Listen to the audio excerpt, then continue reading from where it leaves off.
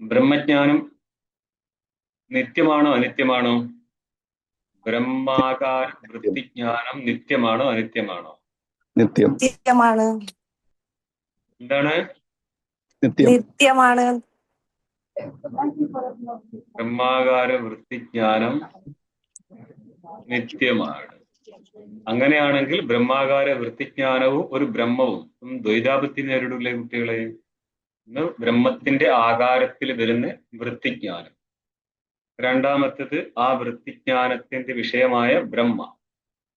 ഇങ്ങനെ രണ്ട് വസ്തുക്കൾ വന്നാൽ, അതായത് രണ്ട് വസ്തുക്കൾ ഒരേപോലെ നിത്യമായാൽ ദ്വൈതാപത്തി മാറ്റാൻ പറ്റാതെ പോകും. അതുകൊണ്ട് നിങ്ങൾ ഏതും ഒന്നിനും ഒഴിവാക്കുക. ഒന്നുകിൽ ബ്രഹ്മത്തെ ഒഴിവാക്കുക, അല്ലെങ്കിൽ ബ്രഹ്മവൃത്തിജ്ഞാനത്തെ അനിത്യമെന്ന് പറ. വൃത്തിജ്ഞാനത്തെ ഒഴിവാക്കാൻ വൃത്തിജ്ഞാനത്തെ നിത്യമാണെന്ന് പറയാം. വൃത്തിജ്ഞാനം നിത്യമാണോ അനിത്യമാണോ? അനിത്യം. അനിത്യം. ശ്രദ്ധിക്കണം, ഇവിടെ ബ്രഹ്മാകാരത്തിൽ വരുന്ന വൃത്തിജ്ഞാനം എന്നുള്ളത് അന്ധക്കരണത്തിന്റെ വൃത്തിയാണത്. അന്ധക്കരണം, അതായത് പ്രമാതാവിന്റെ ഉപാധിയായിരിക്കുന്ന അന്ധക്കരണം. ഇപ്പൊ നമ്മൾ ഘടത്തെ കാണുന്ന സമയത്ത് ഘടത്തിന്റെ ദ്രഷ്ടാവ്, അതായത് ഘടജ്ഞാനം അവിടെ യഥാർത്ഥമാണെങ്കിൽ ജ്ഞാനത്തെ ആ ഘടത്തെ അറിഞ്ഞത് എന്ന് പറയുക, ഘടജ്ഞാനം ആർക്കുണ്ടോ അവനെ നമ്മൾ ഘടത്തിന്റെ പ്രമാത എന്ന് വിളിക്കും. പ്രമ ആർക്കാണോ ഉള്ളത് അവനാണ് പ്രമാത. പ്രമ എന്നുള്ള വൃത്തിജ്ഞാനം ആർക്കാണോ ഉള്ളത് അവനാണ് പ്രമാത. അന്ധക്കരണാവച്ചിന്റെ ചൈതന്യത്തെയാണ് നമ്മൾ പ്രമാത എന്ന് പറയുക. ഈ അന്ധക്കരണാവച്ചിന്റെ ചൈതന്യത്തിന് ഘടാദി ആകാരത്തിൽ വൃത്തി ഉണ്ടായിക്കഴിഞ്ഞാൽ, വൃത്തി എന്ന് പറയുന്ന അർത്ഥം അന്ധക്കരണത്തിന്റെ പരിണാമമാണ് വൃത്തി. വൃത്തിജ്ഞാനത്തെയാണ് നമ്മൾ വൃത്തി എന്ന് പറയുന്നത്. മൈൻഡ് ഫോർമേഷൻ എന്ന് പറയാം. മനസ്സ് ആകാരത്തിലേക്ക് മാറുകയാണ്. ഒരു ജലം വേപ്പറായി മാറുന്ന സമയത്ത് ജലത്തിന്റെ മറ്റൊരു ആകാരമാണ്. ഇതേപോലെ ഘടാദി വൃത്തിജ്ഞാനം എന്നുള്ളത് അന്ധക്കരണത്തിന്റെ മറ്റൊരു ആകാരമാണ്. അന്ധക്കരണം തന്നെയാണത്. ജലം ഐസാവുകയും ചെയ്യും, നീരാവിയാവുകയും ചെയ്യും. ഇതേപോലെ മനസ്സ് വിഷയാകാരത്തിൽ പരിണമിക്കുന്നതാണ്. അതിനെയാണ് വൃത്തിജ്ഞാനം എന്ന് പറയുന്നത്. അപ്പോൾ യഥാർത്ഥ ജ്ഞാനം ഉണ്ടായിക്കഴിഞ്ഞാൽ, ഞാൻ ഓരോരോ പാർട്ട് കൊണ്ടൊന്നുമില്ല, മിഥ്യാജ്ഞാനത്തെ എടുക്കുന്നില്ല ഇവിടെ. ഘടത്തിന്റെ യഥാർത്ഥ ജ്ഞാനം ഉണ്ടായിക്കഴിഞ്ഞാൽ ആർക്കാണോ ഈ ഘടത്തിന്റെ യഥാർത്ഥ ജ്ഞാനം ഉണ്ടായത് അവനാണ് പ്രമാത. കാരണം ഈ യഥാർത്ഥ ജ്ഞാനത്തെയാണ് നമ്മൾ പ്രമ എന്ന് പറയുന്നത്. പ്രമ ആർക്കാണോ ഉള്ളത് അവനാണ് പ്രമാത. മലയാളത്തിൽ പ്രമാതാവ് എന്ന് പറയും. ഈ പ്രമാതാവായിരിക്കുന്ന അന്ധകരണാവചന ചൈതന്യത്തിന് പ്രമയുണ്ടാകുമ്പോൾ ഘടം, ഘടത്തിന്റെ ജ്ഞാനം ഉണ്ടായിരിക്കുന്നത് പ്രമാതാവ്. അപ്പൊ പ്രമാതാവിന് ഘടത്തിന്റെ ജ്ഞാനം ഉണ്ടാവുമ്പോൾ സാക്ഷി പ്രമാതാവിനെയും പ്രമാതാവിന്റെ ജ്ഞാനത്തെയും ജ്ഞാനത്തിന്റെ വിഷയത്തെയും മൂന്നെണ്ണത്തെ ഒരേപോലെ പ്രകാശിപ്പിക്കും. പ്രമാതാവിന് ഘടത്തിന്റെ പ്രമ മാത്രമേ ഉള്ളൂ. എന്നാൽ സാക്ഷിക്ക് പ്രമാതാവിനെ അറിയാം, പ്രമാതാവിന്റെ ജ്ഞാനത്തെ അറിയാം, ജ്ഞാനത്തിന്റെ വിഷയത്തെ അറിയാം. മൂന്നെണ്ണത്തെ ഒരേ സമയം എപ്പോഴാണോ പ്രമാതാവ് ഘടത്തെ ഗ്രഹിക്കുന്നത്, ഗ്രഹിക്കുക എന്ന് പറയുന്നത് ഘടജ്ഞാനം ഉണ്ടാവുന്നത് പ്രമാതാവിന്, അതേ സമയം തന്നെ സാക്ഷി പ്രമാതാവിനെയും പ്രമാതാവിന്റെ ജ്ഞാനത്തെയും ജ്ഞാനത്തിന്റെ വിഷയത്തെയും ഒരേപോലെ പ്രകാശിപ്പിക്കും. ഒരേ സമയത്താണ് ഇത് സംഭവിക്കുക. ഇതുമായിട്ട് ബന്ധപ്പെടുത്തിയിട്ട് ഇനി വേറെ കുറെ കാര്യങ്ങൾ നമുക്ക് ഇനി സംസാരിക്കാനുണ്ട്. പക്ഷെ ഞാൻ അതിലേക്ക് കടക്കുന്നില്ല. ഞാൻ ഇവിടത്തെ പ്രസംഗം പറയാണ്. ആ എപ്രകാരം ഘടജ്ഞാനത്തെ സാക്ഷി പ്രകാശിപ്പിച്ചുവോ അപ്പോൾ ഘടത്തിന്റെ ജ്ഞാനം പ്രമാതാവിന് ഉണ്ടായിട്ടുണ്ട്. ഇതേപോലെ തന്നെയാണ്. അപ്പൊ ഘടത്തിന്റെ ജ്ഞാനം പ്രമാതാവിന് ഉണ്ടാവാൻ പ്രമാതാവിന് ചക്ഷുവിന്റെ ആവശ്യം ഉണ്ടായിരുന്നു. അപ്പൊ ചക്ഷു കണ്ണുമായിട്ട് ഘടത്തിന് സന്നികർഷം നേരിട്ടപ്പോഴാണ് ഘടത്തെ വിഷയീകരിക്കുന്ന ജ്ഞാനം പ്രമാതാവിനുണ്ടായത്. ഇതൊരു പ്രത്യക്ഷ ജ്ഞാനമാണ്. ഇതേപോലെ തന്നെ പ്രത്യക്ഷ ജ്ഞാനം തന്നെയാണ് ആത്മാവിൻ്റെതും ഉണ്ടാവുന്നത്. പക്ഷെ അവിടെ ചക്ഷുരാദി ഇന്ദ്രിയങ്ങളല്ല കാരണമായി മാറുന്നത്, മറിച്ച് ശബ്ദമാണ്. അപ്പോൾ വൈദിക ശബ്ദത്തിൽ നിന്ന് അദ്വിതീയമായിരിക്കുന്ന ബ്രഹ്മത്തിന്റെ ഐക്യജ്ഞാനം എന്നുള്ള അജ്ഞാന നിവർത്തക ജ്ഞാനം ഉത്പന്നമാവുമ്പോൾ എവിടെ പ്രമാതാവിന് ജ്ഞാനം ഉത്പന്നമാവണമെങ്കിൽ അത് സ്വപ്നത്തിലോ സുഷുപ്തിയിലോ സംഭവിക്കത്തില്ല കുട്ടികളെ. അതുകൊണ്ട് എനിക്ക് സ്വപ്നത്തിൽ ഗുരു വന്ന് ഉപദേശിച്ചു എന്ന് ആരെങ്കിലും പറയുന്നുണ്ടെങ്കിൽ അങ്ങനെ ഒരു പ്രക്രിയ അറിയത്തില്ല, നാട്ടുകാരെ പറ്റിക്കാനായിട്ട് അറിയാതാണ് മനസ്സിലായിക്കോളെ. ചിലർക്ക് അങ്ങനെയുണ്ട്, അതായത് നേരിട്ടൊരു ഗുരുവിനെ കാണിക്കാനില്ല, അപ്പൊ അവർക്ക് ചെറിയ വയസ്സിൽ തന്നെ സ്വപ്നത്തിൽ ഗുരു ഉപദേശം കൊടുത്തു, അങ്ങനെ വീട് വിട്ടിറങ്ങി എന്ന് പറഞ്ഞ വലിയ കഥ ഉണ്ടാക്കി വരും. തിരിച്ചങ്ങോട്ട് പറഞ്ഞു കൊടുക്കുക, ഈ സ്വപ്ന കഥയായിട്ട് ഇങ്ങോട്ട് വന്നേക്കരുത്. കാരണം സ്വപ്നത്തിൽ പ്രമാതാവില്ല, സ്വപ്നത്തിന്റെ ദ്രഷ്ടാവ് സാക്ഷിയാണ്, സുഷുപ്തിയുടെയും ദ്രഷ്ടാവ് സാക്ഷിയാണ്. ഇവിടെ ഒന്നും നിങ്ങൾക്ക് ജ്ഞാനം ഉണ്ടാവാൻ പോകുന്നില്ല. അപ്പൊ പ്രമാതാവ് ഉണർന്നിരിക്കുമ്പോൾ മാത്രമാണ് പ്രമാണജന്യ ജ്ഞാനം ഉണ്ടാകത്തുള്ളൂ. അപ്പൊ ബ്രഹ്മാകാര വൃത്തി എന്നുള്ളത് പ്രമാണമായിരിക്കുന്ന ശബ്ദത്തിൽ നിന്നുണ്ടാവുന്നതാണ്.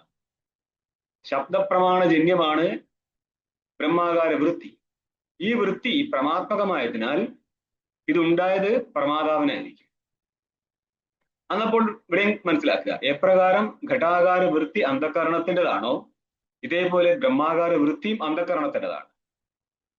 രണ്ട് വൃത്തിയും അന്ധകരണത്തിൻ്റെതാണ്.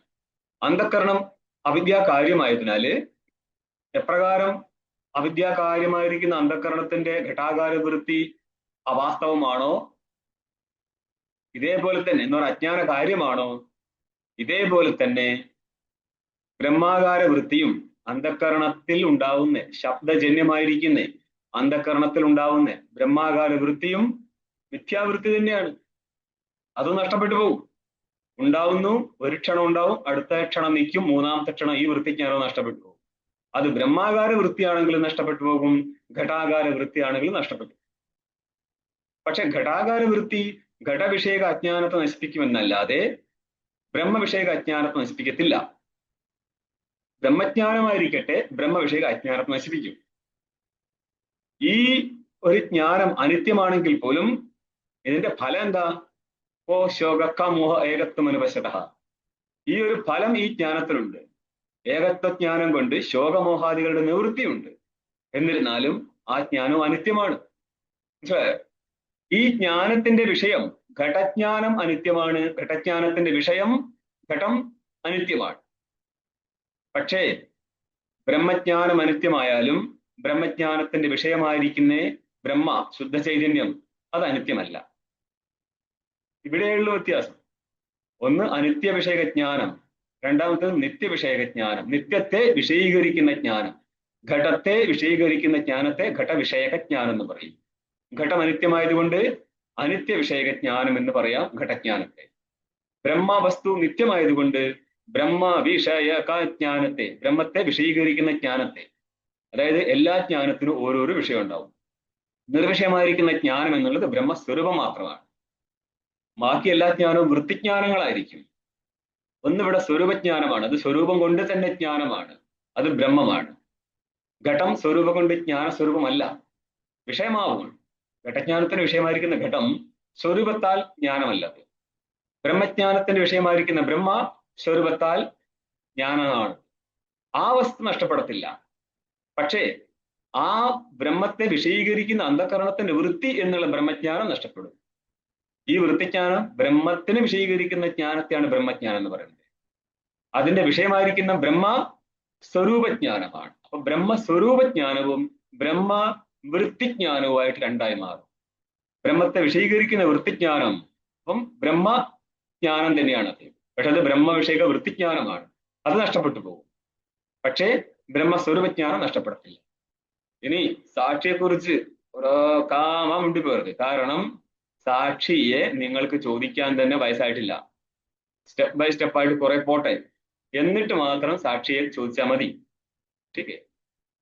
ഈ പ്രമാദാവിനുണ്ടാവുന്ന ജ്ഞാനത്തെയും പ്രകാശിപ്പിച്ചിട്ട് അതുകൊണ്ട് പറഞ്ഞു തുടങ്ങി നിങ്ങൾക്ക് അത് സ്റ്റെപ്പ് കിട്ടത്തില്ല. വെറുതെയാണ്, ഞാൻ എന്നാലും പറഞ്ഞു തരാമെന്ന് മാത്രം. ഒരു സ്റ്റെപ്പ് നിങ്ങൾക്ക് കിട്ടാൻ പോകുന്നില്ല. ഇവിടെ ഘടം പ്രകാശിക്കുന്ന സമയത്ത് ഘടത്തിന്റെ മാത്രം പ്രകാശമായി നടക്കത്തുള്ളൂ. എനിക്ക് ഘടത്തെ അറിയാം എന്നുള്ള ഞാനായിരിക്കുന്ന ഒരു വസ്തുവിന്റെ പ്രകാശം അവിടെ നടക്കത്തില്ല. പക്ഷേ ഘടത്തെ അറിയാമെന്നും എനിക്ക് ഘടത്തെ അറിയാമെന്നും രണ്ടാകാര വൃത്തി നമ്മൾക്ക് വരാറുണ്ട്. എനിക്ക് ഘടത്തെ അറിയാമെന്നും വൃത്തി വരുമ്പോൾ ആ വൃത്തിയുടെ വിഷയം ഞാനും കൂടിയാണ്. ആ ഞാൻ പ്രകാശിക്കുമ്പോൾ അത് പ്രകാശിച്ച സാക്ഷിക്കുകയാണ്. പറ്റൂലോ?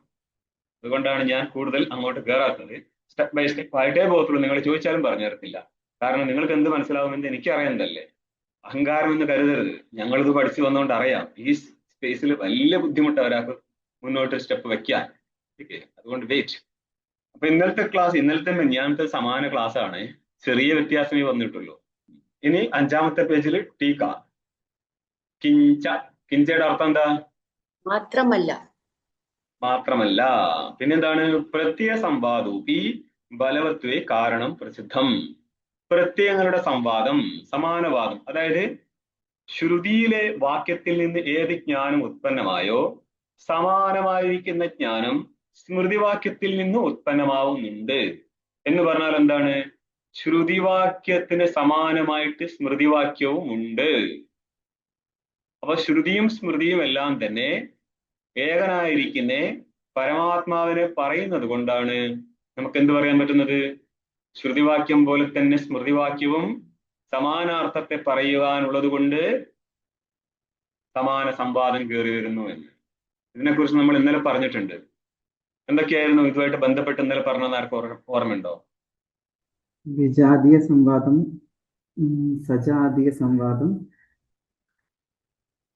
2 വിസംവാദം പറഞ്ഞു. വിസംവാദ അഭാവം. വിസംവാദം. വിരുദ്ധ സംവാദം ഉണ്ടാവാൻ പാടില്ല, വിരുദ്ധ ജ്ഞാനം ഉണ്ടാവാൻ പാടില്ല. അതേപോലെ തന്നെ നിങ്ങൾ ഇന്നലെ നമ്മൾ പറഞ്ഞില്ലേ, ഉപക്രമ, ഉപസംഹാര, അഭ്യാസ, അപൂർവത, ഫലം, അർത്ഥവാദ, ഉപപത്തി. ഇതിനെ നമ്മൾ 2 ആക്കി മാറ്റും. 3 ശബ്ദനിഷ്ഠവും 3 അർത്ഥനിഷ്ഠവുമാണ്.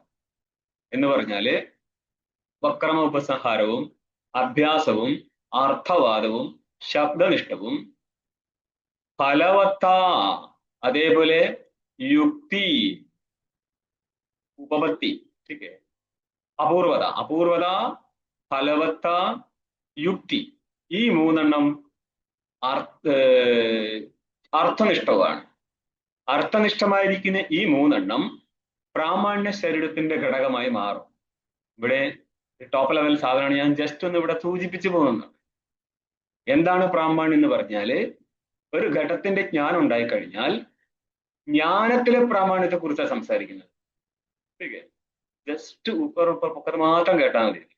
എന്നെങ്കിലൊക്കെ നമ്മൾ ചർച്ച ചെയ്യുന്നേരം ബാക്കി പറഞ്ഞുതരാം. ഈ പ്രാമാണ്യത്തിൽ സംശയം വന്നാലോ അല്ലെങ്കിൽ വിഷയം ബാധിക്കപ്പെടുമ്പോഴൊക്കെ ഈ പ്രാമാണ്യം നഷ്ടപ്പെട്ടു പോകും. സാമാന്യമായിട്ട് നമ്മൾ പറയാ അജ്ഞാത അബാധിതാർത്ഥ വിഷയജ്ഞാനം പ്രാമാണ്യം എന്ന. അജ്ഞാതമായിരിക്കണം വസ്തു. പൂർവ്വത്തിലെ ജ്ഞാതമാണെങ്കിൽ പിന്നെ അവിടെ പ്രമാണമാവത്തില്ല, പ്രമേയാവത്തില്ല. ഇനി ജ്ഞാനത്തിന് വിഷയം ബാധിക്കപ്പെടാനും പാടില്ല.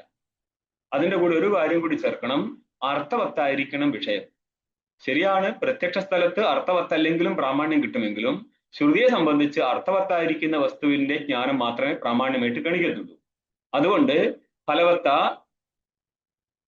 അപൂർവത, യുക്തി, ഈ 3 പ്രാമാണ്യ ശരീരത്തിന്റെ ഘടകമായി മാറുന്നതാണ്.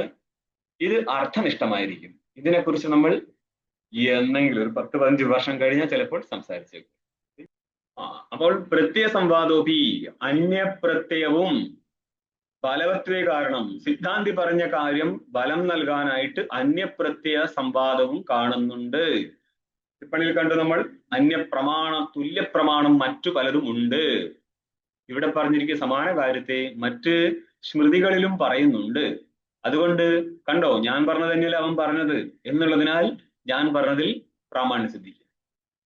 ഇതെങ്ങനെയാണെന്ന് നോക്കിയോ. വിദ്യതേജ ഉപനിഷദർത്ഥേ ഗീതാദി സംവാദസ്. ഗീത, അതേപോലെ അനുഗീത, ലക്ഷ്മണോപദേശം, ഇങ്ങനെയൊക്കെ കുറെ സ്ഥലങ്ങൾ നിങ്ങൾക്ക് കാണാൻ പറ്റും. സമാനമായിരിക്കുന്ന ഒരു കാര്യത്തെ പറയുന്നുണ്ട്. വിദ്യതേ നിലനിൽക്കുന്നുണ്ട്, ഉണ്ടത്. എന്ത്?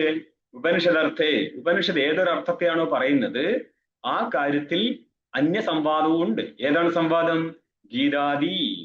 ഗീതാദി ഗ്രന്ഥങ്ങളിലൂടെയും സമാന അർത്ഥഗ്രഹണം നടക്കുന്നുണ്ട്.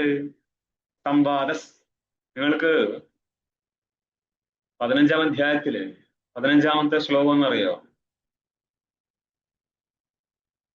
സർവസ്യ ചാഹമൃതി സന്നിവിഷ്ടോ മത്ത സ്മൃതിജ്ഞാനം അപോഹനം ച വേദേശ്ച സർവൈരഹമേ വിവേദ്യോ സകല വേദങ്ങളിലൂടെയും വേദ്യനായിരിക്കുന്നവൻ ഞാനാന്നാ പറയുന്നത്. ഇതെവിടെയാ പറയുന്നത്? സ്മൃതിയിലാ പറയുന്നത്. ആരാ പറയുന്നേ? ഭഗവാൻ കൃഷ്ണൻ. ഗീതാകാരൻ പറയുന്ന പറഞ്ഞാല് പരമാത്മാവാണ് അവിടുത്തെ ഉപദേശകൻ. ആചാര്യൻ അവിടെ പരമാത്മാവാണ്. ഞാൻ പണ്ട് പറഞ്ഞ കാര്യം തന്നെയാണ് ഇപ്പോൾ പറയുന്നത്. മാത്രല്ല, പണ്ട് വേദങ്ങളിലൂടെ, എല്ലാ വേദങ്ങളിലൂടെയും വേദേശ സർവേ അഹമേവ വേദ്യ എന്ന് പറഞ്ഞാൽ എന്ത് പറ്റി? വേദത്തിലൂടെ പറഞ്ഞതാണ് ഇനി ഞാൻ ഇവിടെ പറയുന്നത്. വേദത്തിലൂടെ അറിയേണ്ടവൻ ഞാൻ മാത്രമായിരുന്നു എന്നും കൂടി അവിടെ നിശ്ചയിക്കുന്നുണ്ട്. എന്നിട്ട് എന്ത് കാണാം? ആദ്യം സർവസ്യ ഹൃദി അഹം സന്നിവിഷ്ട. സകലരുടെയും ഹൃദയത്തിൽ ഞാൻ സന്നിവിഷ്ടനാണ് പോലും. ആണോ? ഉറപ്പുണ്ടോ? ഉറപ്പാ സ്വാമിജി. സർവരുടെയും ഹൃദയത്തിൽ സന്നിവിഷ്ടനായിട്ടും എന്തുകൊണ്ടാണ് പരമാത്മാവിനെ അറിയാത്തെ? ഉപാധിയുള്ളത് കൊണ്ട്, ജീവൻ അന്ധക്കരണ ഉപാധി ഉള്ളത് കൊണ്ട് അവൻ വ്യത്യസ്തനായി തോന്നുന്നു എന്ന് മാത്രം. ഹൃദയത്തിൽ സന്നിവിഷ്ടനായിട്ട് എന്തുകൊണ്ടാണ് തിരിച്ചറിയാത്തത്? അവിദ്യ ഉള്ളതുകൊണ്ട്. അജ്ഞാനത്തിന്റെ ആവരണമുണ്ട്. അജ്ഞാനാവരണമുണ്ട്. അവിദ്യ കൂടെ നിങ്ങളുടെ വേറെ രീതിയിൽ ചിന്തിക്കുക സാധനം. ഈ സമാന ഉത്തരം ഒഴിവാക്കി. അജ്ഞാന നാശം സംഭവിക്കാത്തത് കൊണ്ട്. അജ്ഞാനത്തെ ഒരു അക്ഷരം വേണ്ടി പോരുന്നേ. അടുത്ത രീതിയിൽ ചിന്തിക്കുക. മായ. ആർക്കും ഉത്തരവില്ല. സ്വരൂപത്തിലെ വിഷയത്വം ഇല്ലാത്തതുകൊണ്ട്. ഞാൻ എന്ന് നിങ്ങൾക്ക് ബോധമുണ്ടോ? അല്ല വേറൊരാളെന്നാണ് നിങ്ങൾക്ക് ബോധം ഓരോരുത്തർക്കും? ഞാൻ വേറെ ആരവാണ്? ഞാൻ ഈ ഞാനുണ്ടല്ലോ, ഞാൻ യഥാർത്ഥ ഞാൻ വേറെ വീട്ടിലാണെന്ന് പറഞ്ഞ പോലെയാണ്. ഞാൻ എന്ന് എല്ലാവർക്കും ബോധമില്ലേ? അഹംബോധം. ഞാൻ എന്നുള്ളത് ചേതനാണോ? അതെ. എത്ര ചേതനാണ് ഉള്ളത്? ഒറ്റ ചേതനൻ. അപ്പൊ ഈ ചേതന ഏത് ചേതന? അച്ചേതനൻ തന്നെ ചേതനൻ. അതായത് പരമാത്മാവിന് ഇവിടെ ബോധമുണ്ട് ഞാനെന്ന്.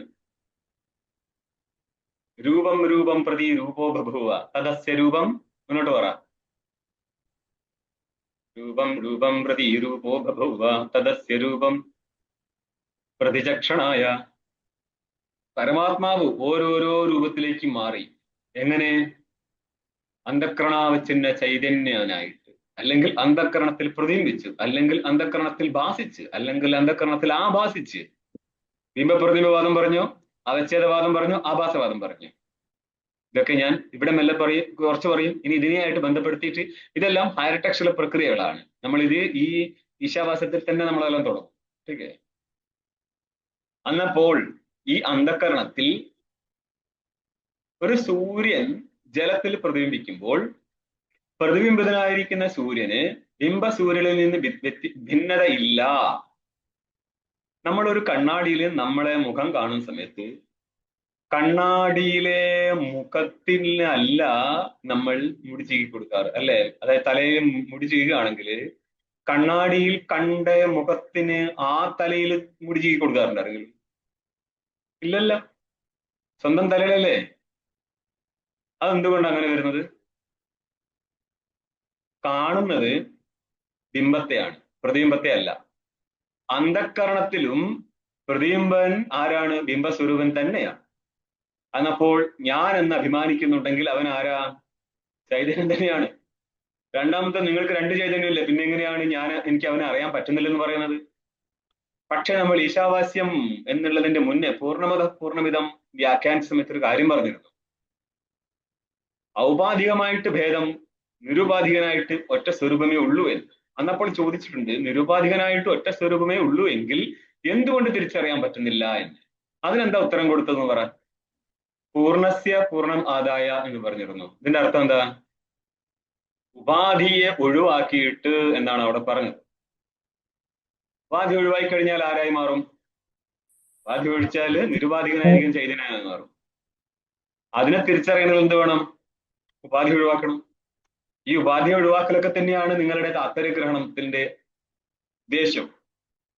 അതുവഴി കേവല ബ്രഹ്മത്തെ അറിയാൻ പറ്റും. അല്ലാതെ ഇവിടെയും അറിയുന്നത് അതേ വസ്തു തന്നെയാണ്, പക്ഷേ ഉപഹിതനായിക്കൊണ്ട്. അഹം എന്ന് അറിയുമ്പോൾ പോലും ഇത് സാക്ഷി പ്രകാശമാണത്. തിരിച്ചറിയത്തില്ല. നിങ്ങൾ സാക്ഷിയും പ്രമാദനും ഒന്നും ഒരു കണക്കും തിരിച്ചറിയത്തില്ല. യുക്തിയിലൂടെ ഈ പറഞ്ഞിരുന്ന വാക്യത്തിലൂടെ മനസ്സിലാക്കി എടുക്കാമെന്നല്ലാതെ ഇവൻ സാക്ഷി എന്നും ഇവൻ പ്രമാതാവെന്നും നിങ്ങൾക്ക് ഒരിക്കലും രണ്ടായിട്ട് ഇങ്ങനെ കാണാൻ പറ്റുന്നില്ല. പ്രത്യക്ഷീകരിക്കാൻ പറ്റത്തില്ല. മനസ്സിലാക്കാൻ പറ്റും. ഇവനാണ് ഇങ്ങനെയാണ് ഫംഗ്ഷൻ ഈ ചേഞ്ചിൽ മനസ്സിലാക്കാൻ പറ്റുന്നു മാത്രം. എന്നപ്പോൾ ഇവിടെ എന്താണ്? ഗീതാദി സംവാദാസ്. ഗീതാദികളിൽ സംവാദം, സമാന സംവാദം ഉണ്ട് എന്ന് പറഞ്ഞാൽ ശ്രുതിയിൽ പറഞ്ഞിരിക്കുന്ന സമാന കാര്യത്തെ നമുക്ക് ഇനി മറ്റ് ഗീതാദി ശാസ്ത്രങ്ങളിലും കാണാം. തസ്മാത് ഉപനിഷത്ത് പദസമന്വയേന അവഗമ്യമാന ഐക്യം. ഉപനിഷത്തുക്കളുടെ പദങ്ങളെ സമന്വയിക്കുകയാണ്. അതായത് ഇവിടെ രണ്ട് മതം വരും. അഭിഹിതാന്വയവാദം, അന്യതാഭിധാനവാദം എന്നും പറഞ്ഞിട്ട്, അതായത് പദങ്ങളിൽ നിന്ന് പദാർത്ഥബോധം ഉണ്ടാവുകയും പദാർത്ഥങ്ങളെ പരസ്പര അന്വയം നടത്തിയിട്ട് വാക്യാർത്ഥ ബോധം ഉണ്ടാകുന്നു. ഇതിനെയാണ് അഭിഹിതാന്വയം എന്ന് പറയുന്നത്. പദൈഹി പദാർത്ഥാഹ അഭിഹിതാഹ. പദങ്ങളാൽ പദാർത്ഥങ്ങൾ, അഭിഹിതം എന്ന് പറഞ്ഞാൽ പറയപ്പെട്ടു, ഉക്തങ്ങളായി എന്നാണ്. പദത്താൽ പദാർത്ഥങ്ങൾ പറയപ്പെടുകയും പറയപ്പെട്ട പദാർത്ഥങ്ങളെ പരസ്പരം സംബന്ധിപ്പിച്ചുകൊണ്ട് പദാർത്ഥങ്ങളുടെ പരസ്പര അന്വയം നടക്കും. ഈ അന്വയ ബോധത്തെയാണ് വാക്യാർത്ഥ ബോധം എന്ന് പറയുന്നത്. ഈ ഒരു കാര്യം പറയുന്നതാണ് കുമാരില ഭട്ട്. കുമാരില ഭട്ടിന്റെ ശിഷ്യനാണ് പ്രഭാകര മിശ്ര. അദ്ദേഹം പറയുന്നത് പദം തന്നെ ഇതര പദാർത്ഥ അന്വിത സ്വാർത്ഥത്തെയാണ് ബോധിപ്പിക്കുക എന്ന്. അതായത് ഘടം ആനയ എന്നുള്ള സ്ഥലത്ത് ഘടം കേവല ഘടത്തെ ബോധിപ്പിക്കത്തില്ല, മറിച്ച് ആനയാന്വിതമായിരിക്കുന്ന ഘടത്തെ ഘടപദം ബോധിപ്പിക്കുന്നു. ഇതര പദാർത്ഥ അന്വിതമായിരിക്കുന്ന, അതായത് ഘടം പദം ഘടപദാർത്ഥം, ഇതര പദമാണ് ആനയ. ആനയ എന്ന് പറഞ്ഞാൽ കൊണ്ടുവരൂ എന്നാണ് അർത്ഥം. ഘടത്തെ ഇവിടെ കൊണ്ടുവരൂ എന്നാണ്. ഘടം ആനയ, അത്ര ഘടം ആനയ എന്ന് പറഞ്ഞാൽ. അപ്പോൾ ആനയ എന്നുള്ള പദാർത്ഥവുമായിട്ട് അന്വയം ചെയ്തും കൊണ്ട് മാത്രമേ ഘടപദാർത്ഥം അർത്ഥത്തെ ബോധിപ്പിക്കത്തുള്ളൂ. ഇതിനെയാണ് ഇതര പദാർത്ഥ അന്വിത സ്വാർത്ഥത്തെയാണ് ഒരു പദം ബോധിപ്പിക്കത്തുള്ളൂ എന്ന് പറയുന്നത്. ഇതിനെന്ത് പറയും? അന്വിതാഭിധാനവാദം എന്ന് പറയും. ഇതര പദാർത്ഥമായിട്ട് അന്വിതമായിരിക്കുന്ന സ്വാർത്ഥത്തെയാണ്, അതായത് ആനയന പദാർത്ഥമായിട്ട് അന്വിതമായിരിക്കുന്ന സ്വാർത്ഥമായിരിക്കുന്ന ഘടത്തെയാണ് ഘടപദം ബോധിപ്പിക്കുന്നത്. അതേപോലെ ഇതര പദാർത്ഥമായിരിക്കുന്ന ഘടപദാർത്ഥമായിട്ട് അന്വിതമായിരിക്കുന്ന സ്വാർത്ഥം എന്നുള്ള ആനയനത്തെയാണ് ആനയന പദം ബോധിപ്പിക്കുന്നത്. ഇങ്ങനെ രണ്ട് മതമുണ്ട്. ഇതൊന്നും മുഖ്യമല്ല നിങ്ങൾക്ക് വേണ്ടി, എന്നാലും കേട്ടു വെച്ചോ, ഇങ്ങനെയൊക്കെ ഉണ്ട്. നമ്മുടെ വല്യപ്പന്മാർ ഇങ്ങനെയൊക്കെ പറഞ്ഞു വെച്ചിട്ടുണ്ട്. ഇതിനെ ഒരൊറ്റ അങ്ങനെ കൂടുതലും സംസാരിക്കാതെ ഇവർ കൊണ്ടുപോവുകയാണ്. അതുകൊണ്ട് തസ്മാത് ഉപനിഷത്ത് പദ സമന്വയന, ഉപനിഷത്തുക്കളുടെ പദത്തെ സമന്വയിക്കുമ്പോൾ എന്ന് പറഞ്ഞാൽ ഉപനിഷത്ത് വാക്യങ്ങളിൽ നിന്ന് അർത്ഥനിശ്ചയം നടത്താനായിട്ട് അവയുടെ, അതായത് ഓരോരോ വാക്യത്തിന്റെയും ഘടകങ്ങളെയാണ് നമ്മൾ പദങ്ങൾ എന്ന് പറയുന്നത്. ആ പദങ്ങളുടെ പരസ്പര അന്വയം വഴി, പദങ്ങളുടെ അന്വയമുണ്ട്, പദാർത്ഥങ്ങൾ വിശേഷണ വിശേഷഭാവമുണ്ട്. ഇതൊക്കെ നിങ്ങൾക്ക് ഇനി മറ്റു ഗ്രന്ഥങ്ങളിലൂടെ പഠിക്കാം. അന്നപ്പോൾ പദസമന്വയം വഴി അർത്ഥം ബോധിക്കുന്ന സമയത്ത് അർത്ഥം എന്താണ്? ഐക്യം. പദസമന്വയേന അവഗമ്യമാനം ഐക്യം. അവഗമനത്തിന്റെ വിഷയത്തെയാണ് അവഗമ്യമാനം എന്ന് പറയുന്നത്. അവഗമനം എന്ന് പറഞ്ഞാൽ ജ്ഞാനം. അപ്പോൾ അവഗമ്യമാനം എന്ന് പറഞ്ഞാൽ ജ്ഞാനത്തിന്റെ വിഷയം. അതേതാണ് ഇവിടെ? ഐക്യം. അപ്പോൾ ഉപനിഷത്ത് പദങ്ങളുടെ സമന്വയം വഴി ആ വാക്യാർത്ഥത്തിന്റെ ബോധം ഉണ്ടാവും.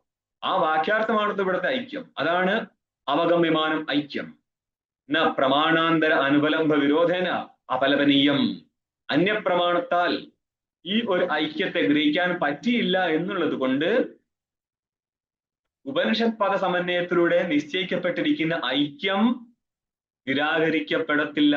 ന അപലപനീയം.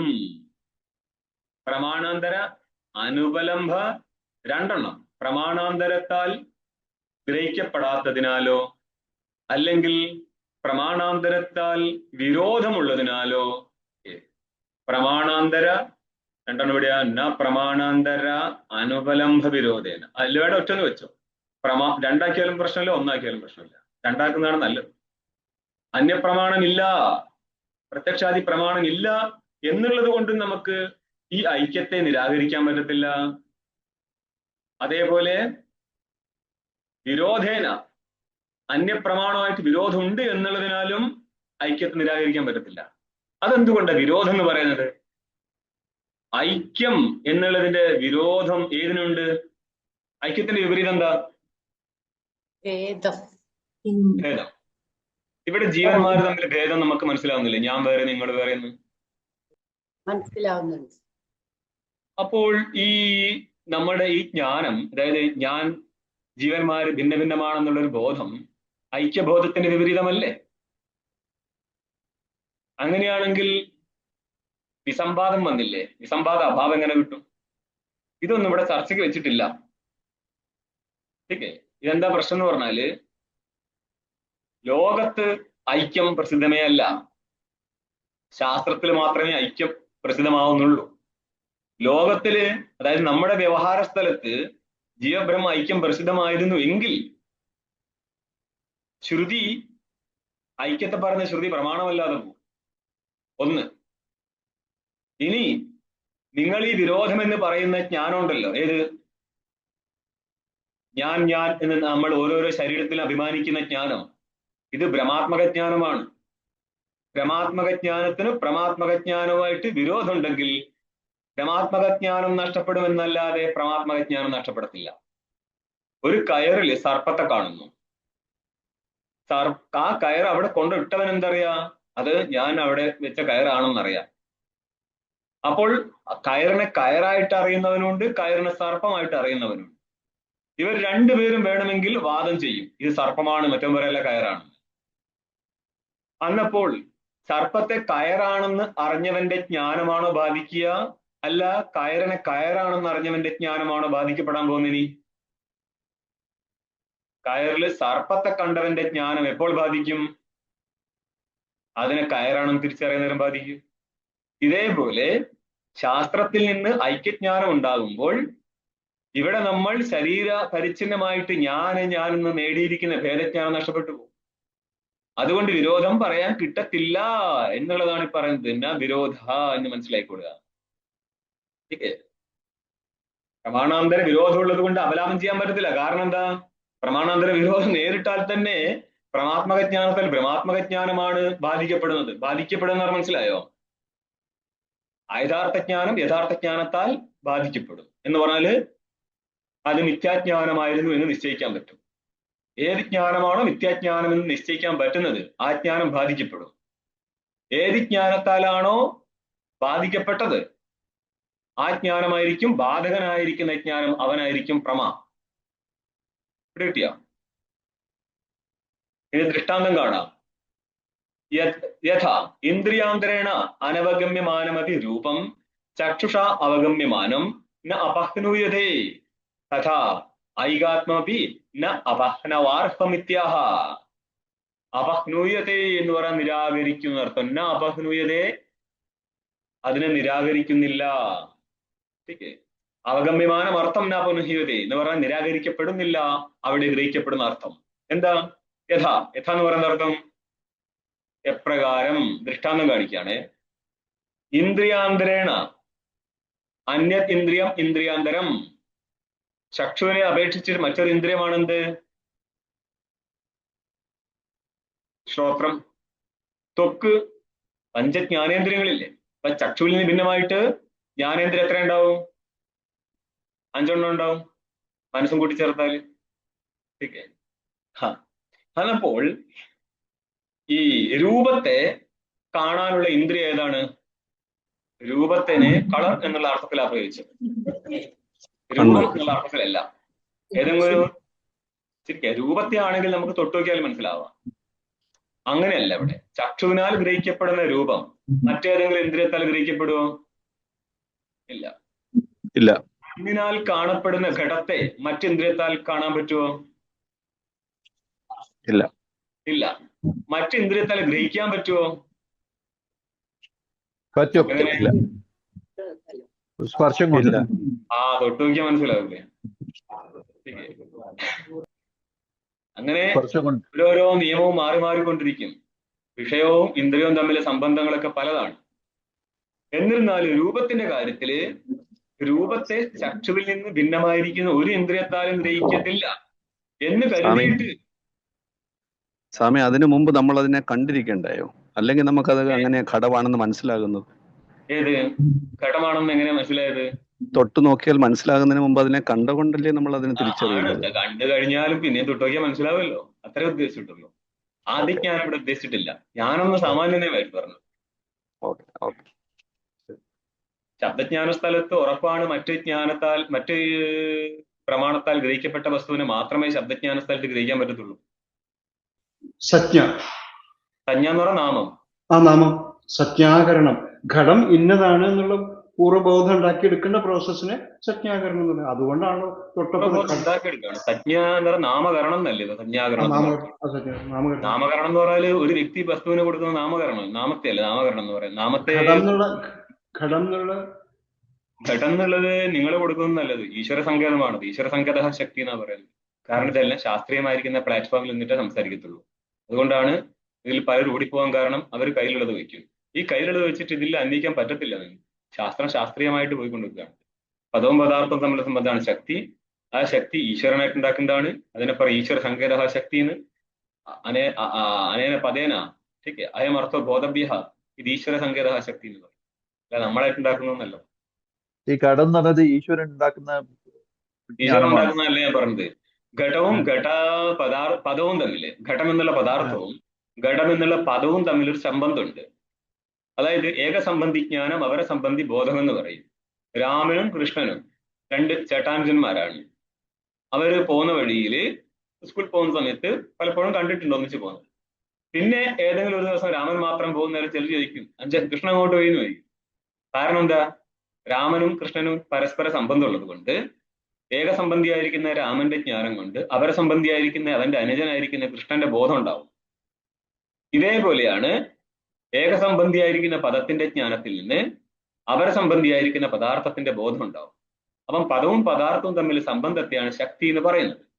ഈ ശക്തി ഈശ്വര സങ്കേതമാണ്.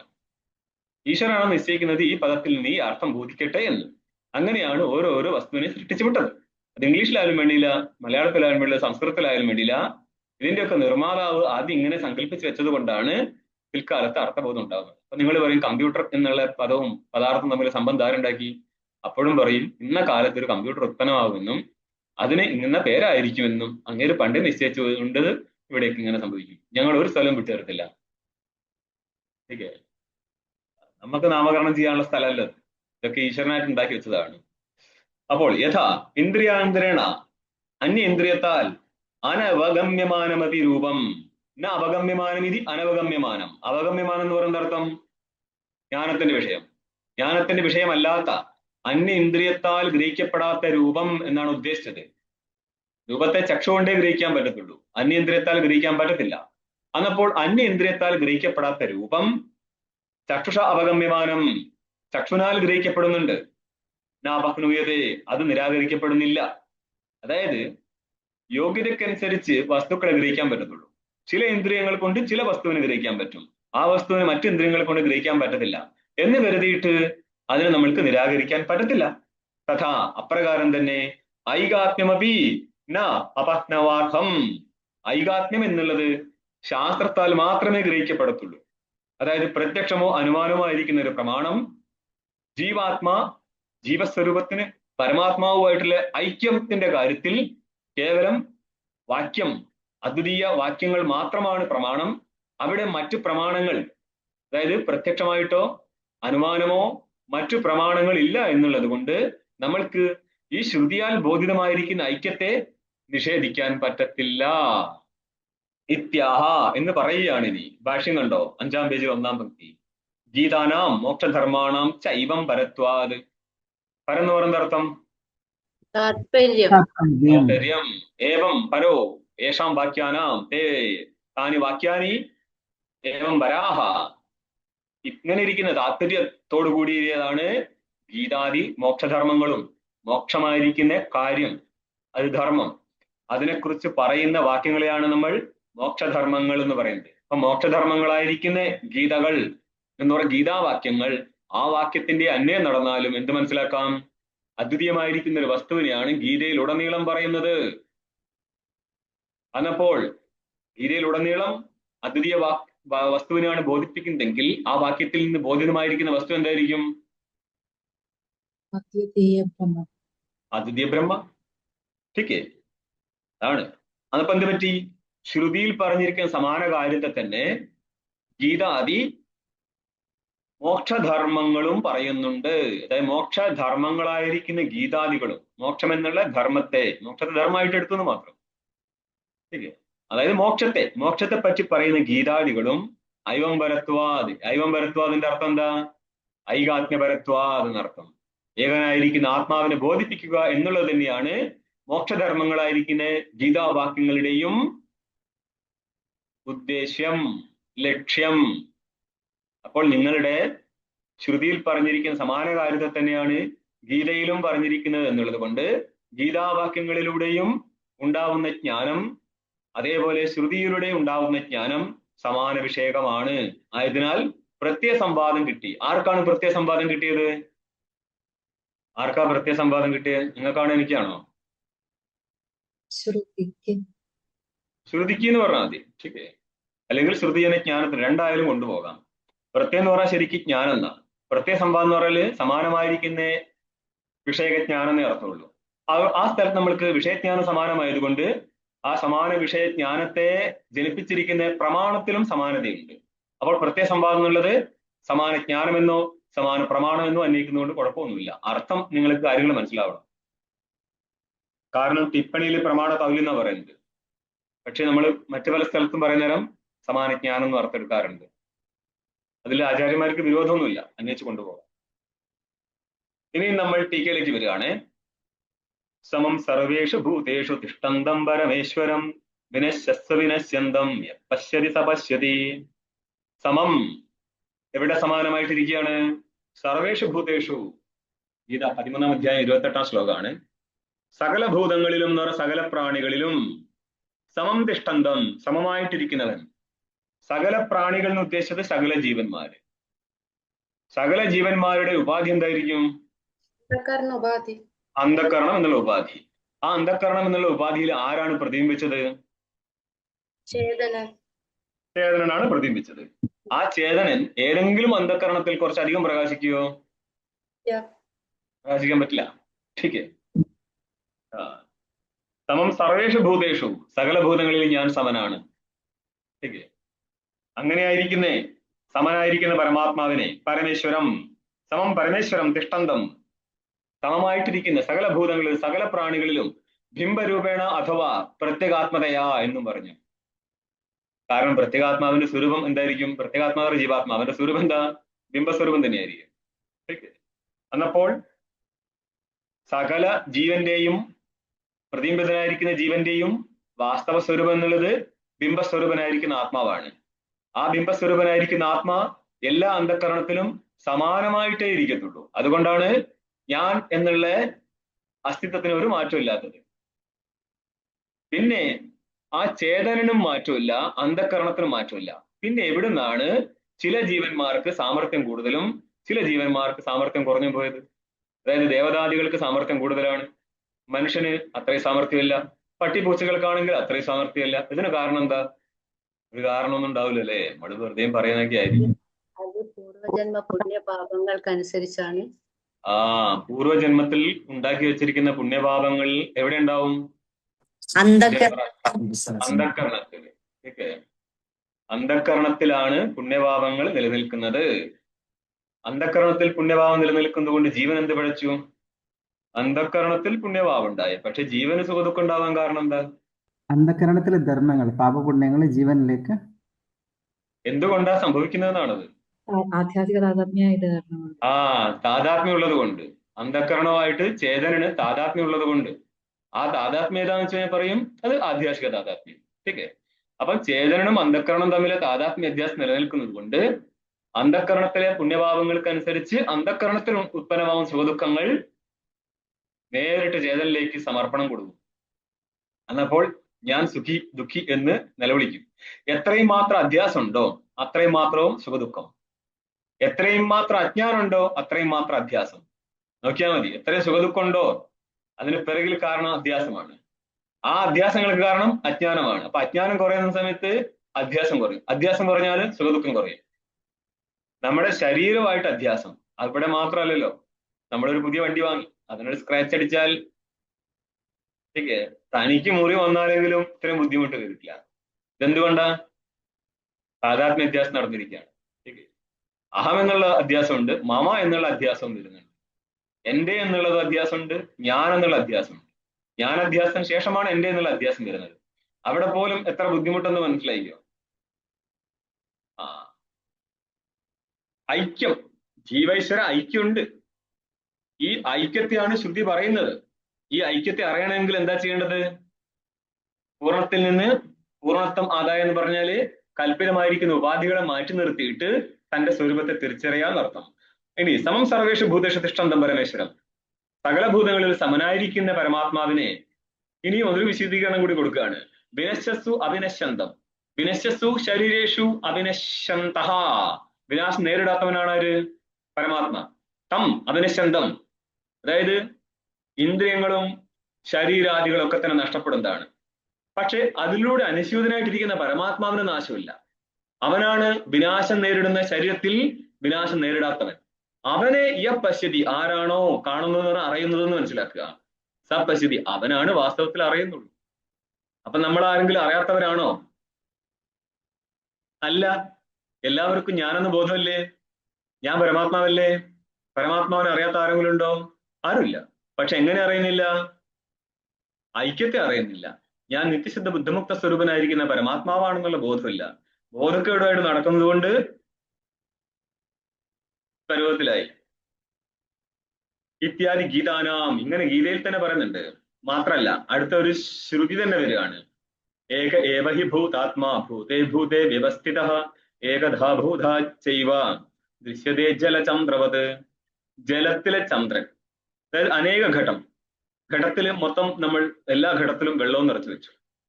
ശരിയെ, ആ ഉപാധിയാണ് ഘടം. അവിടെ എന്ത് കയറിയിരുന്നു? ജലം വെച്ചു. ആ ജലത്തിൽ ആരിരുന്നു? ചന്ദ്രന്റെ പ്രതിബിംബം വന്നു. അപ്പോൾ അനേക ഉപാധി ഉള്ളത് കൊണ്ട് നമ്മൾക്ക് എത്ര ചന്ദ്രനെ കാണാം? അനേക ചന്ദ്രനെ കാണാം. വാസ്തവത്തിൽ എത്ര ചന്ദ്രനേ ഉള്ളൂ? ഉണ്ട്, ഒന്നേ ഉള്ളൂ. അപ്പൊ ജലചന്ദ്രൻ അനേകമായിട്ട് കാണാൻ പറ്റില്ലേ? മുകളിലേക്ക് നോക്കിയാൽ ഏകന ചന്ദ്രനെ കാണാൻ പറ്റത്തില്ലേ? അന്നപ്പോ മനസ്സിലാക്കാൻ പറ്റത്തില്ലേ ഔപാധികമായിട്ടാണ് ചന്ദ്രഭേദം വന്നത് എന്നുള്ളത്? അവിടെ നിരുപാധികനായിട്ട് ഏകചന്ദ്രൻ എന്ന് അറിയാൻ പറ്റത്തില്ലേ? രണ്ടും അറിയാൻ പറ്റും. ഏകധ ഒറ്റ പ്രകാരത്തിൽ, ബഹുധ പല വിധത്തിൽ, ഇത് രണ്ടും കാണാൻ പറ്റുന്നുണ്ട്. നിരുപാധികനായിട്ട് ഏകനും സ്വാഭാവികനായിട്ട് അനേകനെയും കാണാൻ പറ്റും. ഏകധ ബഹുധ ജൈവ ദൃഷ്ടാന്തമാണ് ദൃശ്യതേ ജലചന്ദ്രമത്. ഇതേപോലെ ഏക ഏവ ഹി ഭൂതാത്മാ, ഭൂതാനാം ആത്മാ. ആത്മാ എന്ന് പറയുന്നത് അർത്ഥം ആത്മാ സ്വരൂപം. രൂപം. ദൃഷ്ടാന്തം പറ. ആത്മാ സ്വരൂപം എന്നുള്ള സ്ഥലം മനസ്സിലാക്കാൻ ഒരു ദൃഷ്ടാന്തം പറഞ്ഞാൽ. ഘടവും മൃത്തും. ഘടവും മൃത്തും. ഇതൊക്കെ പറഞ്ഞ കുട്ടികളെ പറഞ്ഞത് പോലെ പഠിച്ചിരുന്നെങ്കിൽ നിങ്ങൾ കറക്റ്റായിട്ട് അവിടെ പോയി നിൽക്കും. നിങ്ങൾ ഞാൻ ചോദിച്ചിട്ട് അവിടെ പോകുന്നില്ല എന്ന് പറഞ്ഞാൽ നിങ്ങളെ സാധനം മനസ്സിലാക്കിയിട്ടില്ല ഇതുവരെ എന്നർത്ഥം. മനസ്സിലായോ? ആത്മാ എന്ന് പറയുമ്പോഴേക്കും എന്തോ വലിയ ആന സംഭവം ശരി ഒന്നുമില്ല. സ്വരൂപമേ അർത്ഥമുള്ളൂ. സകല ഘടത്തിന്റെ സ്വരൂപം മൃത്താണ് എന്നാണ്. അപ്പൊ ആത്മാ എന്ന് പറഞ്ഞാൽ സ്വരൂപമേ അർത്ഥമുള്ളൂ. സ്വരൂപം എപ്പോഴും കാരണമായിരിക്കും. ആരുടെ സ്വരൂപ കാരണമാവുന്നത്?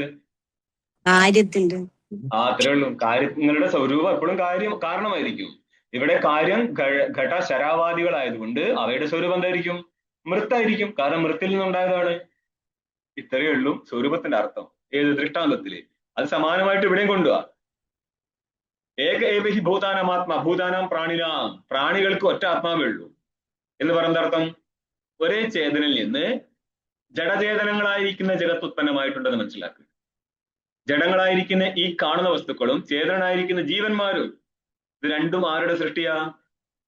ഏകനായിരിക്കുന്ന പരമാത്മാവിന്റെ സൃഷ്ടിയാണത്. അപ്പോൾ ഭൂതാനാം ആത്മാ, ജഡചേതനങ്ങളായിരിക്കുന്ന ഭൂതങ്ങളുടെ ആത്മാ ആരായിരിക്കും? ഏകനായിരിക്കുന്ന പരമാത്മാവായിരിക്കും. അവൻ എവിടെയാ ഉള്ളത്? ഭൂതേ ഭൂതേ, ഓരോരോ ജീവനിലും. ഓരോരോ ജീവനിലൂടെയും അവൻ അവസ്ഥിതനാണ്. എങ്ങനെയാണ് ഓരോരോ ജീവനിലൂടെയും വ്യാപക ചൈതന്യം അവസ്ഥിതമായതെന്ന് പറ. പ്രതിബിംബം പോലെ. ജീവൻ പ്രതിബിംബ സ്വരൂപനാണ്. പ്രതിബിംബങ്ങളുടെ ഒക്കെ സ്വരൂപം എന്തായിരിക്കും? വാസ്തവം ബിംബസ്വരൂപമായിരിക്കും. അപ്പോൾ സകല ഭൂതങ്ങളിലും എങ്ങനെയാണ് അവൻ വ്യവസ്ഥിതനായത്?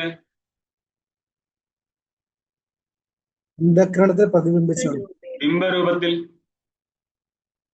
സകല ജലത്തിലും ചന്ദ്രൻ ഏത് രൂപത്തിൽ വ്യവസ്ഥിതനായി? പ്രതിബിംബ രൂപത്തിൽ വ്യവസ്ഥിതനായി. പക്ഷെ പ്രതിബിംബ രൂപത്തിൽ വ്യവസ്ഥിതനായപ്പോൾ അനേകമായി പോയി. ആ പ്രതിബിംബങ്ങളുടെ വാസ്തവ സ്വരൂപം എന്താ? ബിംബസ്വരൂപമാണ്. അതുകൊണ്ട് അവൻ ബിംബസ്വരൂപത്തിലാണ് വ്യവസ്ഥിതനായത്. ഏക ഏവ ഹി ഭൂതാത്മാ, ഏകനായിരിക്കുന്ന ഭൂതാത്മാ. ഭൂതേ ഭൂതേ, ഓരോരോ ഭൂതത്തിലും അഹം അഹം എന്ന് പറയാൻ പറ്റുന്ന രീതിയിൽ അവൻ വ്യവസ്ഥിതനാണ്.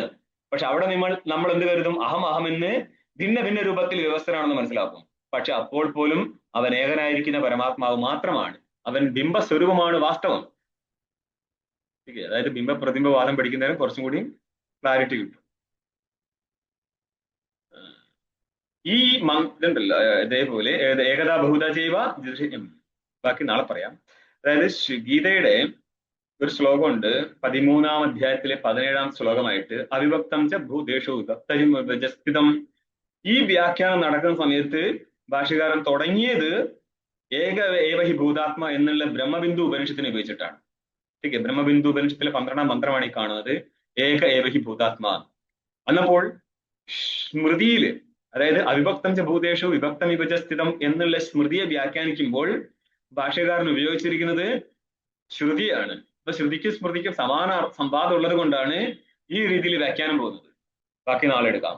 ഒരു 10 വർഷം പഠിച്ചിട്ടും 10-15 വർഷം പഠിച്ചിട്ടും മനസ്സിലായിട്ടുണ്ടെങ്കിൽ അത് സത്യമസ്തി, മനസ്സിലായിട്ടില്ലെങ്കിലോ ഒരു ദോഷവും ഇല്ല എന്നേ പറയത്തുള്ളൂ. മഹതോ വിനിഷ്ടി എന്ന് ഒരിക്കലും പറയാൻ പറ്റത്തില്ല. കാരണം ഈ സാക്ഷി പിടികിട്ടുന്ന പ്രശ്നമേ ഇല്ല. കാരണം എന്താ? തന്റെ സ്വരൂപമാണ്. നമ്മൾ എപ്പോഴും നമ്മളിൽ നിന്ന് ഭിന്നമായിരിക്കുന്ന വസ്തുവിനെ ഗ്രഹിക്കാൻ നിൽക്കത്തുള്ളൂ. വിതരണ സ്വയംഭൂ ഒരു ഹിംസ ചെയ്ത് കഴിഞ്ഞിട്ടുണ്ട്. ബാഹ്യവസ്തുക്കളെ ഇന്ദ്രിയം ഗ്രഹിക്കത്തുള്ളൂ. ഒന്ന്. രണ്ടാമത്തത്, ഈ സോക്കോൾഡ് ഗുരുക്കന്മാരുടെ കൃപ കൂടിപ്പോയതിന്റെ തകരാറ്, നമ്മൾക്ക് ബ്രഹ്മവസ്തുവിനെ മാത്രം മനസ്സിലാകത്തില്ല, ബാക്കി എല്ലാം ഉടായ്പും തലയിൽ കയറുന്നുള്ളതാണ്. നമ്മൾ അങ്ങനെ ആയിപ്പോയി എന്നുള്ളതാണ്.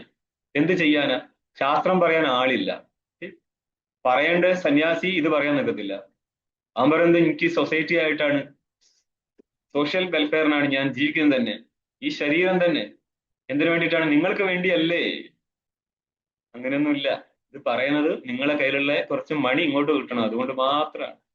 അല്ലാണ്ട് ഒരാൾ വേറെ ആൾക്ക് വേണ്ടി ജീവിക്കുകയോ? എന്ത് പൊട്ടത്തര വിളിച്ചു പറയുന്നത്? ന പത്യുക്കാമായ പതിപ്രിയോ ഭവതി, ആത്മനസ്തുക്കാമായ പ്രിയോ ഭവതി. ന പത്നികാമായ പത്നി പ്രിയ ഭവതി, ആത്മനസ്തുക്കാമായ പത്നി പ്രിയ ഭവതി. ഭാര്യയ്ക്ക് വേണ്ടി ഭാര്യ പ്രിയാവത്തില്ല, ഭർത്താവിന് വേണ്ടി മാത്രമാണ് ഭാര്യ പ്രിയമാവുന്നത്. ഭർത്താവിന് വേണ്ടി ഭർത്താവും പ്രിയനാവുന്നില്ല, ഭാര്യയ്ക്ക് വേണ്ടി മാത്രമാണ് ഭർത്താവ് പ്രിയനാവുന്നത്.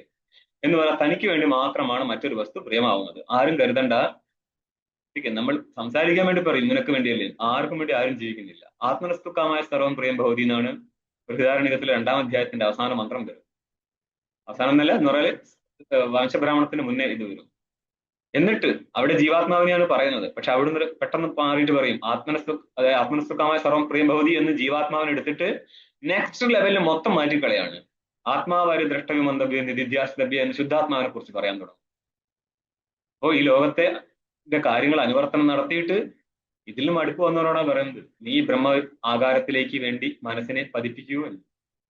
അതുകൊണ്ട് ഈ സാക്ഷിയെക്കുറിച്ച് പറയുമ്പോൾ ജസ്റ്റ് കേട്ടിരിക്കുക. 1 to another, മുമ്പ് പറഞ്ഞതെല്ലാം കൂട്ടിച്ചേർത്ത് ടീക്കേ. പരമാത്മാവാണ് താനെന്ന് അഹംബോധം ഉണ്ടാവാത്തത് എന്തുകൊണ്ടാണെന്നുള്ളത്? പരമാത്മാവാണെന്ന് അഹംബോധം ഉണ്ടാവാത്തതോ? ശരീരത്തിൽ അഹംബോധം ഉള്ളത് കൊണ്ട്. സിമ്പിൾ.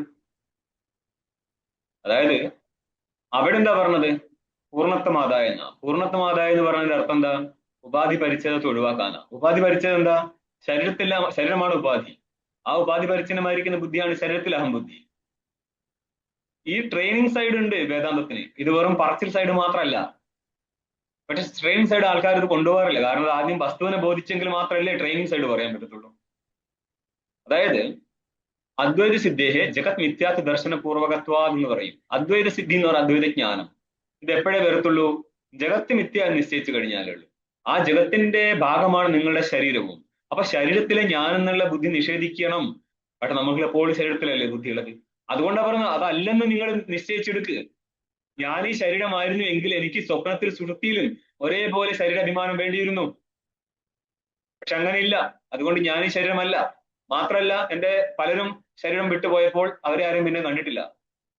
അപ്പോൾ ശരീരത്തിന് വിലക്ഷണമായിരിക്കുന്ന ഒരു ആത്മാവുണ്ട്. ഈ ആത്മാവ് ആരാന്നാണ് റിഫൈൻ ചെയ്ത് അറിയേണ്ടത്.